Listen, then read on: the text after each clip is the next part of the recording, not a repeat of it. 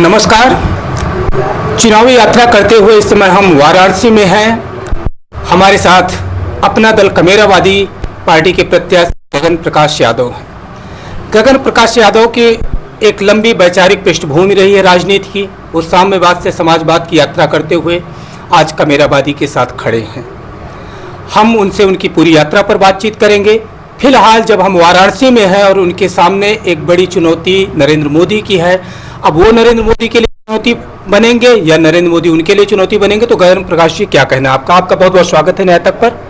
न्याय तक के सभी दर्शकों का, आप सभी का मैं आपके माध्यम से हार्दिक स्वागत करता हूं। और वाराणसी लोकसभा से मैं पीडीएम गठबंधन जो उत्तर प्रदेश में बना है, पिछड़ा दलित मुसलमान न्याय मोर्चा और पीडीएम गठबंधन के रूप में जिसको हम जान रहे हैं, उस गठबंधन में अपना दल कमेरावादी, AIMIM एवं प्रगतिशील मानव समाज पार्टी, ये तीन पार्टियां और अन्य तमाम छोटी छोटी पार्टियों ने मिलके डॉक्टर पल्लवी पटेल, कृष्णा पटेल जी के नेतृत्व में, असद साहब के नेतृत्व में और प्रेमचंद बिंद जी के नेतृत्व में ये गठबंधन बनाया है। इस गठबंधन से मैं वाराणसी लोकसभा से प्रत्याशी हूँ। हम लोग वाराणसी लोकसभा में किसान होकर, जो वाराणसी में मुख्यतः कि जिसकी पहचान वाराणसी से है, इसी खास वर्ग के मुद्दों को लेकर चुनाव मैदान में हैं। हम लोग आज चुनाव में तमाम लोग हैं, लेकिन हम लोग चुनाव से पहले भी किसानों के जो भी सवाल रहे हैं, खास करके विगत 10 साल से वाराणसी के सांसद देश के प्रधानमंत्री नरेंद्र मोदी जी हैं और उनके सांसद रहने के बावजूद किसानों के हित में कोई वैश्विक स्तर पे, राष्ट्रीय स्तर पे तो कार्य हुआ नहीं, स्थानीय स्तर पे शोषण और दमन बहुत ज़्यादा हुआ।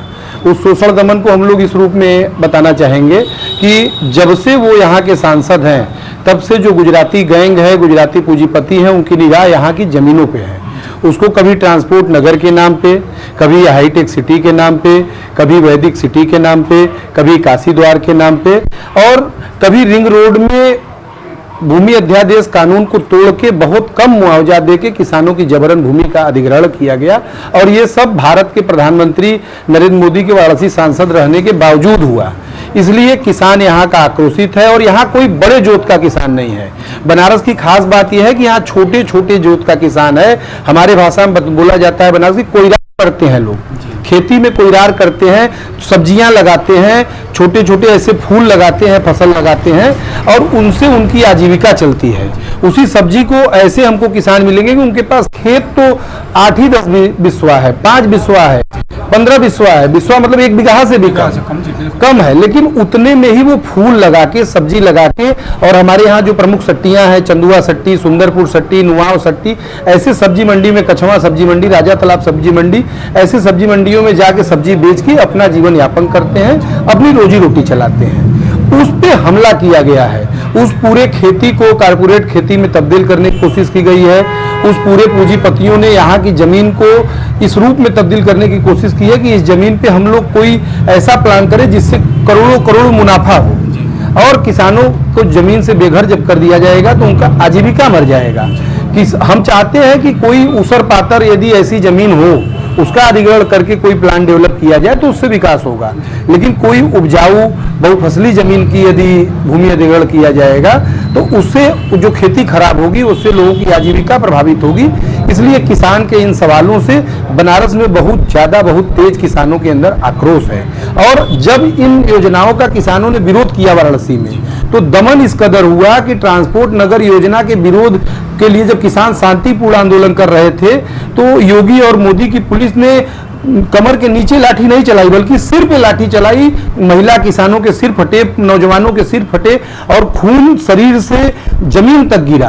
और उस क्रूर किसानों के क्रूर दमन के बाद यदि कोई सबसे मुखर होकर उत्तर प्रदेश में उस आंदोलन को पकड़ा और उस आंदोलन को आगे बढ़ाया, सदन में उठाया और लखनऊ विधानसभा के सामने किसानों के किया, वहां भी गिरफ्तारियां हुई, तो वो डॉक्टर पल्लवी पटेल ने किया। तो डॉक्टर पल्लवी पटेल को वाराणसी का किसान आशा भरी निगाहों से देख रहा है। वहीं किसानों के बाद बनारस की पहचान बनारसी साड़ी से है। और ये बनारसी साड़ी बनारस को पूरे विश्व में ख्याति दिलाती है। ये बनारसी साड़ी का ये बनारस के लोगों की आजीविका में रोल था कि ये दिन भर काम करके अपने एक करघे से अपने सीलन भरे कमरों में, अपने छोटे छोटे कमरों में पावरलूम और एक हैंडलूम के, यहाँ भी कोई साड़ी के उद्योग में भी गुजरात से यहाँ अंतर था, यहाँ सूरत से अंतर था, वहाँ बड़े पूंजीपति हुआ करते थे और लोग लेबर थे, यहाँ एक एक मशीन के लोग मालिक थे, एक मशीन चलाते थे, 200-500 रुपया कमाते थे, उससे अपना पेट चलाते थे। जब वो पावरलूम पे जो बिजली को कमर्शियल करने की कोशिश की गई, फ्लैट रेट समाप्त किया गया, तो वहां भी हमला हुआ। तो जो खास करके बुनकर और किसान बनारस के थे, जिनकी बड़ी आबादी है, बड़ी आबादी हम ये कहें 75 से 80% लोग किसान और बुनकर ही हैं, तो 80% आबादी की रोजी रोटी पेट पे हमला किया गया। और इन स्थानीय मुद्दों को जब कोई बड़ा नेता नहीं उठा रहा था, तब अपना दल कमेरावादी ने पहल किया और मैं यहाँ का स्थानीय हूँ और मुझे यहाँ टिकट देके इन मुद्दों के आधार पे चुनाव मैदान में भेजा। इन्हीं किसान और बुनकर के मुद्दों को लेके, किसान और बुनकर के दमन के सवाल को लेके, उनकी रोजी रोटी पे हमला के सवाल पे लेके हम लोग चुनाव मैदान में हैं। जो बातें गगन प्रकाश जी ने उठाई है, ये हमने भी देखी है कि जिस तरीके से यहाँ किसानों का दमन किया जा रहा है, भूमि का अधिग्रहण किया जा रहा है, नए नए कानून लाए जा रहे हैं, उसके माध्यम से कई जगह तो इस तरह की भी हमने ज़मीन देखी गगन प्रकाश जी की, जिसको घोषित कर दिया गया किसी ऐसे आदमी के नाम पर जो कहीं है ही नहीं है और उसको सरकार कब्जा कर रही। तो बहुत महत्वपूर्ण प्रश्न है जिसको लेकर के गगन प्रकाश जी लड़ रहे हैं।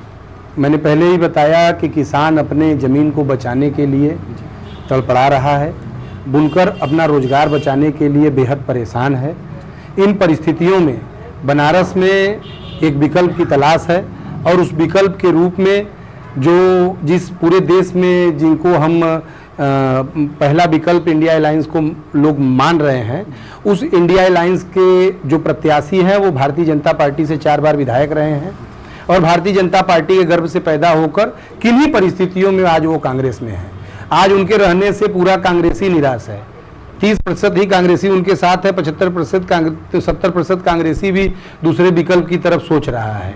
और उनके इस मैच को मैंने शुरू से कहा कि बनारस के मैच को अजय राय स्वयं फिक्स करके लड़ रहे हैं। तो ऐसी परिस्थितियों में नरेंद्र मोदी जी से लड़ने के लिए पीडीएम ही विकल्प है। और इसलिए पीडीएम विकल्प है कि गांव में जब चुनाव से पहले जो उत्पीड़न के सवाल रहे हैं, जो किसानों के सवाल रहे हैं, उस पर अपना दल और पीडीएम ही लड़ा है।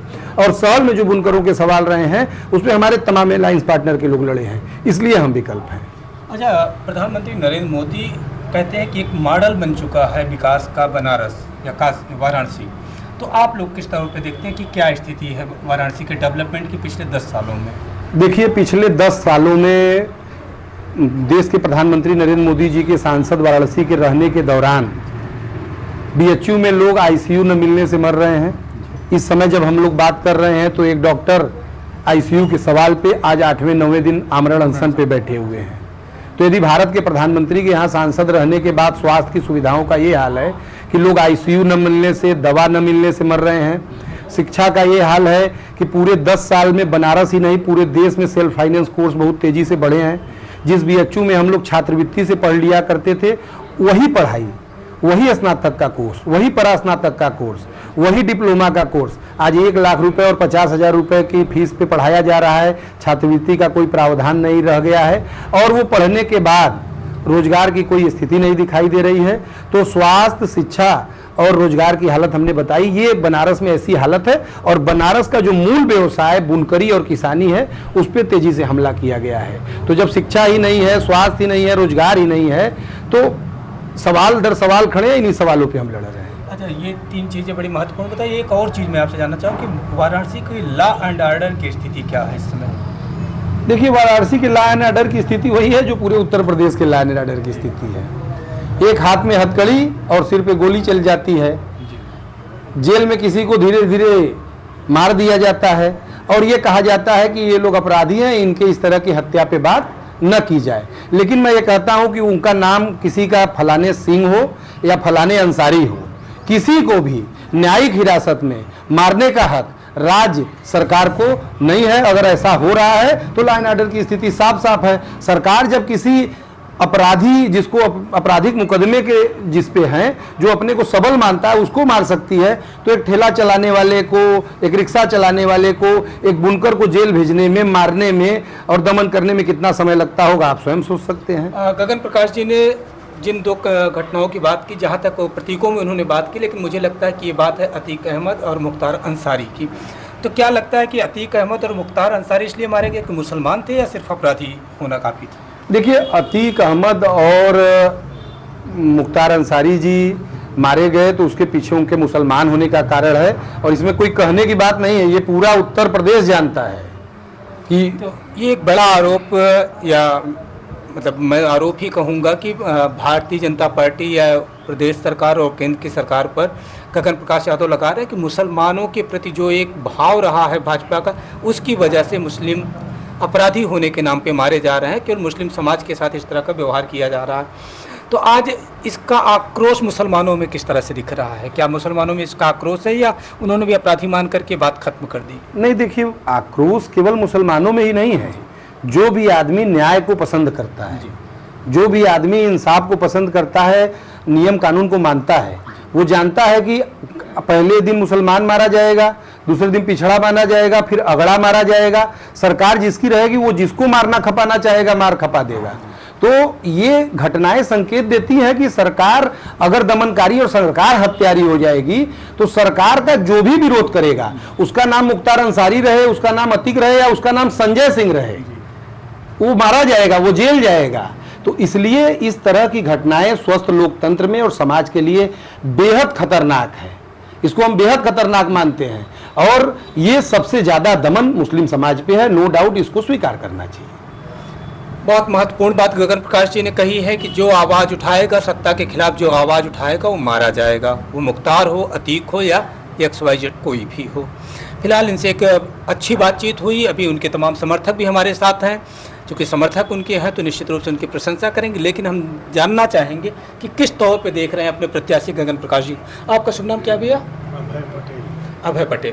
तो अभय पटेल जी, जो आपके नेता आपको मिले हैं चुनाव में, तो क्या लगता है कि आप इनको जिता ले जाएंगे? किस तरह के प्रत्याशी आपको मिले हैं, आप क्या कहना चाहेंगे? देखिए, हमारे जो प्रत्याशी हैं जी, ये अपना दल कैमरावादी के बीच में रह करके किसानों का और बुनकरों का और तमाम ऐसे मुद्दे हैं जो इन्होंने बड़े बड़े गहराई से लड़ा है। और पूरे क्षेत्र में कहीं भी आप जाएंगे, किसी भी जगह जाएंगे तो आपको गगन प्रकाश यादव। हम लोग सोचे कि हम लोग का अगर सरकार बन जाएगा तो जो इतना देश में सोशल भ्रष्टाचार हो रहा है खत्म कर दें हम लोग। मैं आपके माध्यम से मोदी जी से कहना चाहता हूं कि अगर प्रधानमंत्री बनारस के सांसद है तो हमारे क्रांतिकारी नेता गगन प्रकाश यादव से आप डिबेट करवा लीजिए।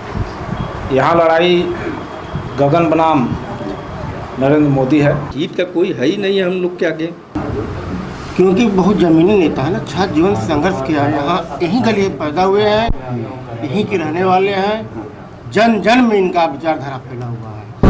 कि लॉकडाउन के दरमियान वाराणसी लोकसभा के अंतर्गत गांव आता है भरथरा जी। उस भरथरा ग्राम सभा में पुलिस के द्वारा बर्बरता की गई ब्राह्मण समाज के ऊपर, तो उस ब्राह्मण समाज की बर्बरता को देखते हुए हमारे इस PDM के प्रत्याशी गगन प्रकाश यादव ने उस SO को निलंबित कराने का कार्य किया। उसके खिलाफ अकेले केवल गगन प्रकाश यादव ने लड़ाई लड़ा। देखिए, बनारस में स्थिति जो है मोदी जी की स्थिति खराब है जी, और हम लोगों को जिस तरह से समर्थन मिल रहा है जी, उसे पूरी उम्मीद है कि हम लोग चुनाव बनारस में जीतेंगे। जी जी।